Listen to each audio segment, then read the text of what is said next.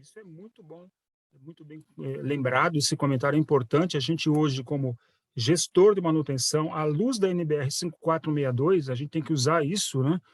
Preventiva, a gente sabe muito bem o que é na realidade, né? É uma troca de um componente com o tempo pré-determinado, esteja ele em que condição estiver. Troca. A cada ano eu vou trocar esse rolamento. Troca. Né? Foi uma evolução, nós falamos um pouco disso, nós falamos do que ocorreu na Segunda Guerra, quando a Royal Air Force, né, a Força Aérea Britânica, percebeu que dos 40 bombardeiros, 20 ficavam no solo fazendo manutenções preventivas, alguns aguardando mão de obra, alguns aguardando peças de reposição, alguns aguardando na fila, e só 20 literalmente operando numa guerra. E precisou um técnico, ou perdão, um cientista, um biólogo, levantar números e mostrar para o engenheiro de manutenção que eles estavam equivocados, né? Que logo em seguida, aquelas 50 horas de voo, quando era feita a manutenção preventiva e era feita uma série de trabalhos, imediatamente o número de quebras explodia, ia para 16, 17, 18 quebras. E depois aquilo a cada 10 horas ia caindo. Quando chegava em 50 horas de novo, estava lá por volta das 6 quebras, né? Em 10 horas de trabalho. E aí o cara parava porque era padrão, tem que fazer a preventiva. Ia lá e fazia uma preventiva de novo. Tirava o avião de combate e provocava de novo essa mesma situação. Voltava lá, logo em seguida, nas primeiras 10 horas de voo, nós vamos ver esse gráfico lá na frente, né? Logo em seguida se percebia que tinha alguma coisa errada. O que está acontecendo aqui, né? O que está acontecendo que está trazendo está trazendo esse problema para o pessoal? Está trazendo esse problema para o avião em si, né? O que está provocando isso, né? Então, nós vamos discutir isso. Nós estamos falando disso aqui, ó. Minha internet hoje está querendo me dar um susto, viu? Está bem enrolada. Então, olha só aqui, ó. Esse é o famoso efeito Waddington, né? O Waddington é aquele biólogo, cientista. Nós vimos isso na última aula. Então, é comum, ó, 10, 20, 30, 40, 50 horas para novamente. Olha aqui, ó, 10 horas depois, já tem mais 18 paradas, 18 falhas. Aí roda mais 50 horas o avião. Para novamente com uma preventiva. Vem aqui por volta de 17, por volta não, exatamente 17 falhas. E depois vai caindo. Quer dizer, a tendência é, com maior quantidade de tempo, de voo, de trabalho, a quantidade de falhas estava reduzindo. E aí o pessoal parava para fazer uma preventiva, só porque era planejada. E aí a minha discussão desse primeiro momento de aula com vocês é, será que no nosso dia a dia, no dia a dia de vocês, nós não estamos provocando isso aqui também no nosso local de trabalho, não? É exatamente isso, né? Nós temos componentes que se comportam de uma forma diferente daquilo que nós, manutentores, entendemos que todos os componentes deveriam se comportar, né? O que aconteceu, né? Lá em 1945, quando a gente vê aquela taxa de falhas crescer logo depois de uma manutenção preventiva, vai comprovar exatamente isso que nós estamos falando. Na verdade, o pessoal de manutenção, naquele momento preventiva, estava trocando peças de forma indevida, onde não deveria trocar. E isso não assegurava uma alta confiabilidade ou uma baixa probabilidade de ocorrerem falhas. Pelo contrário, as falhas continuavam a ocorrer de forma bastante elevada.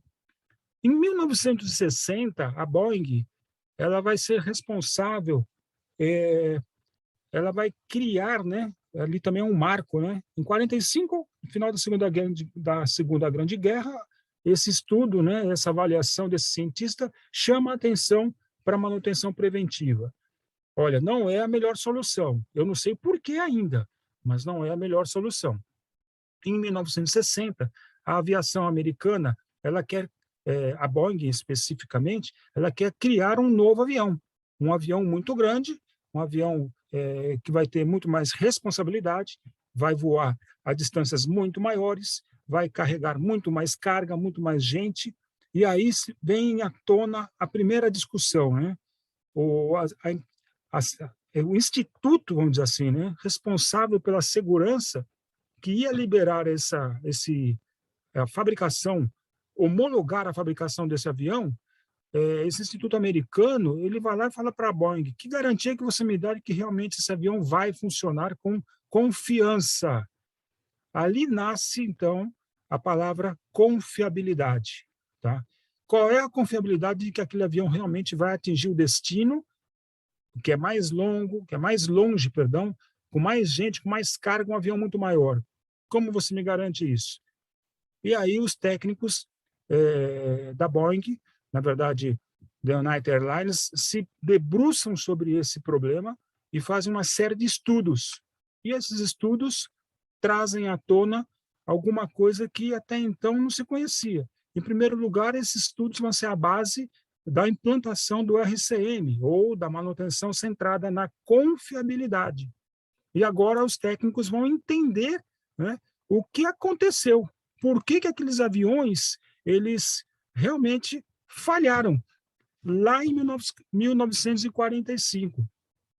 E agora, então, o que acontece? Todos nós, manutentores, gestores de produção em geral, a gente tem um mito, a gente tem um sentimento de que todo equipamento, quanto mais usado, mais ele deve falhar. Não é isso que a gente imagina? O equipamento novo vai falhar pouco, e o equipamento mais usado vai falhar muito. Não é isso que a gente imagina? Sim ou não? Sim, sim. Sim. Tá. E esse é um mito que Sim. nós precisamos, de uma vez por todas, quebrar.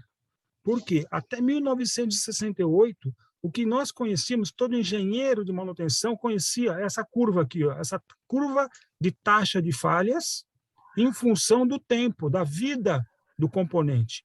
Então, era assim, o componente partia, né? Então, aqui você tem o tempo na horizontal e o número de falhas na vertical. Então, partia o equipamento com uma taxa de falhas muito alta. Ele ia caindo, caindo, caindo, atingia um patamar e ficava a vida inteira dele dentro desse patamar. Obviamente, esse patamar vai subindo e vai descendo, mais falhas, menos falhas, mas basicamente ele gera uma curva, uma reta, né, paralela ao eixo horizontal.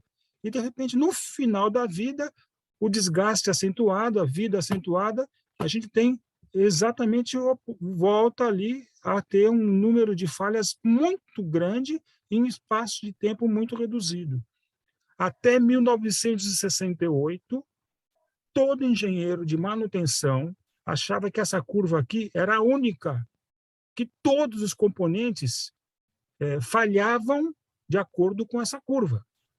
E precisou esse estudo da United Airlines para comprovar que essa aqui, na verdade, é uma das 5 taxas de falhas que existem.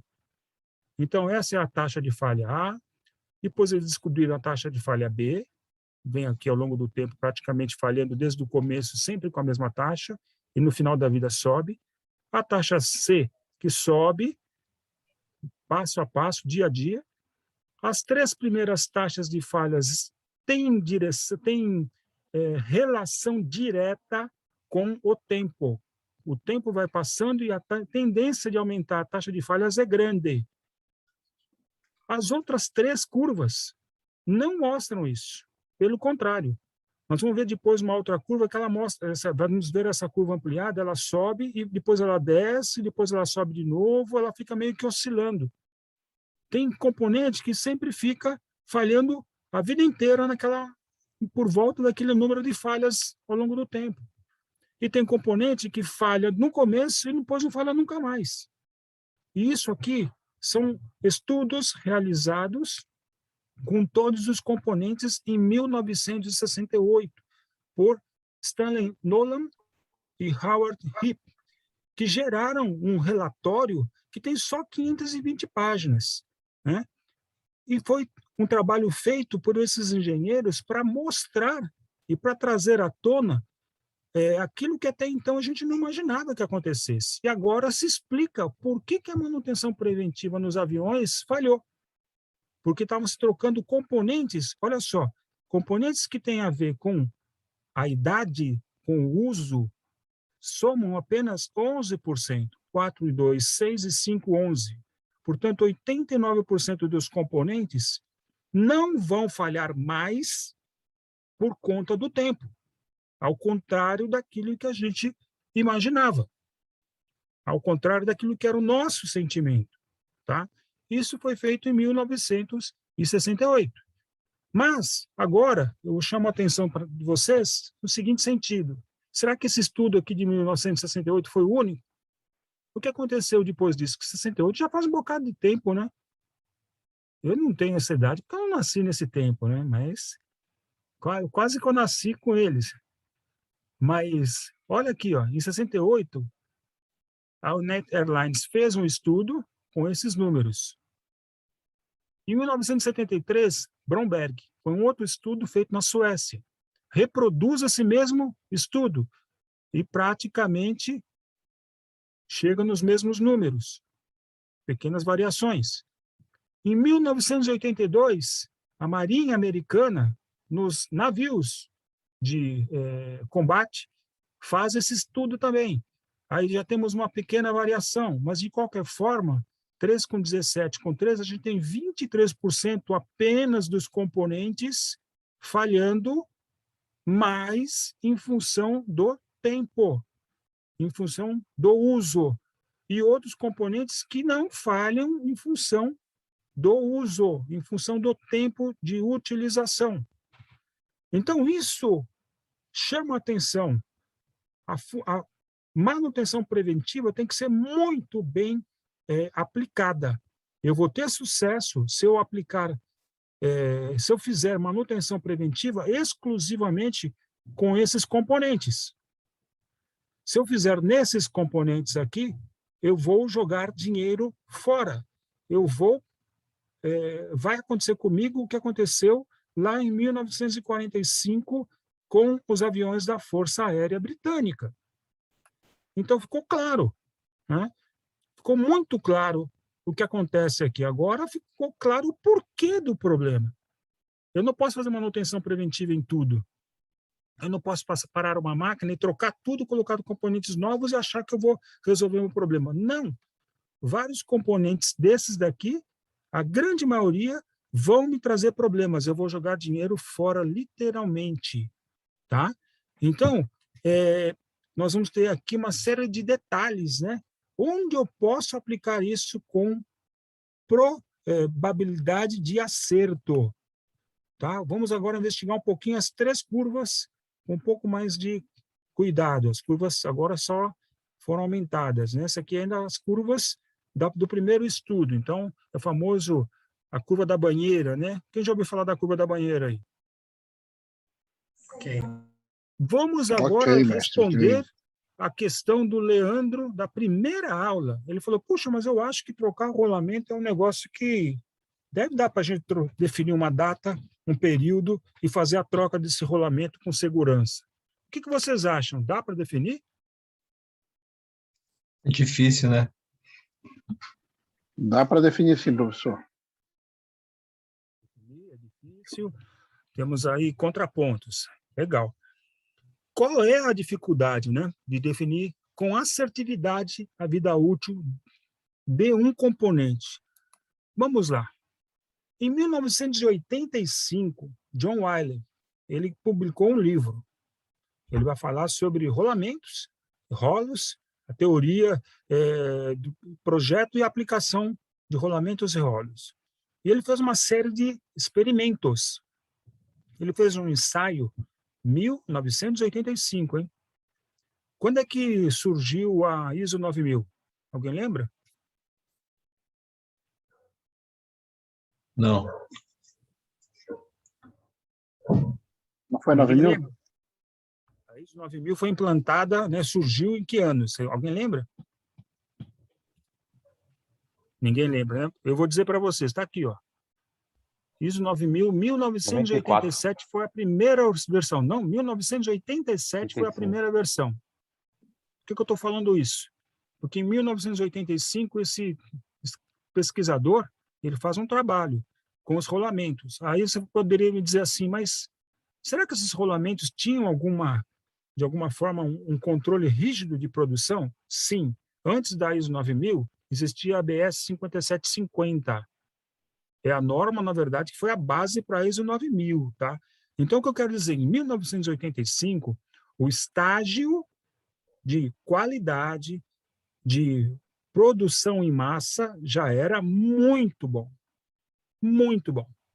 Eu estou falando isso para vocês entendam. Nós vamos ver agora o que foi feito. Eles pegaram, esse pesquisador pegou 30 rolamentos 6309, são rolamentos novos, nunca rodaram, e colocou eles em 30 bancadas, exatamente no mesmo momento, com exatamente a mesma condição, né, de uma forma bem padronizada de solicitação. Os parâmetros sempre muito bem definidos e controlados. Rotação, temperatura, pressão, contaminação, tudo super controlado. Todos juntos, todos ao mesmo momento, lote da mesma fabricação, foram lá, colocaram nessa bancada e botaram para rodar. O objetivo era definir a quantidade de ciclos de vida útil desses rolamentos. O que vocês imaginam que ocorreu? Alguém tem alguma sugestão? Alguém imagina? Todos vão ter uma taxa de falha, vão falhar com um certo número. Foi aleatório. Cada um parou num momento diferente. Também acho. Cada um parou num momento diferente. Porque cada um trabalha de uma forma independente e isso vai fazer que eles tenham estresses diferentes. Não tem como falhar tudo junto. Impossível Jefferson, isso. presta atenção que nesse caso aqui a gente está em laboratório e a solicitação mecânica, a solicitação de cada rolamento é exatamente, rigorosamente a mesma. Então, assim, tecnicamente, a primeira coisa que vem na nossa mente é, peraí, os rolamentos já têm uma qualidade de fabricação muito boa. São solicitados exatamente da mesma forma, eles devem apresentar uma vida em ciclos muito próxima um dos outros. Os 30 rolamentos deveriam apresentar um ciclo de vida muito igual. É diferente de uma máquina, de um componente, aquilo que a gente fala aí já tem um contexto operacional, o operador envolvido, o local, a forma de ação, a solicitação diferente. Aí é óbvio que a vida útil vai ser totalmente diferente de um rolamento para o outro, mesmo sendo o mesmo modelo de rolamento.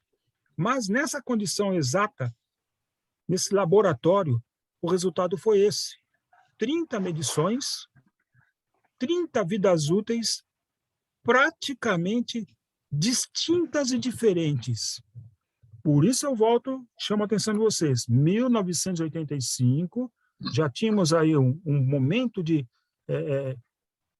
implantado, né, normas que regiam a fabricação desses componentes, tá? Então não é alguma coisa feita em 1800 que a qualidade da fabricação era aleatória. Não, já era alguma coisa muito bem controlada. E olha o resultado que a gente tem. Tá? Então, aí eu te falo, legal, eu tenho um rolamento 6309 lá na minha empresa. Eu vou trocar esse rolamento de manutenção preventiva com 150 mil ciclos?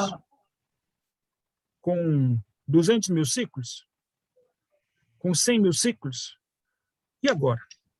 Como é que eu defino qual é o melhor momento para eu trocar esse rolamento de forma preventiva? Lembrando que preventiva significa definir um período, definir uma vida útil e sempre trocar aquele componente nesse período. Olha que interessante. Se eu definisse, vou usar a média, foi 300, vou fazer um valor, metade do maior pico, do pico, 150 mil.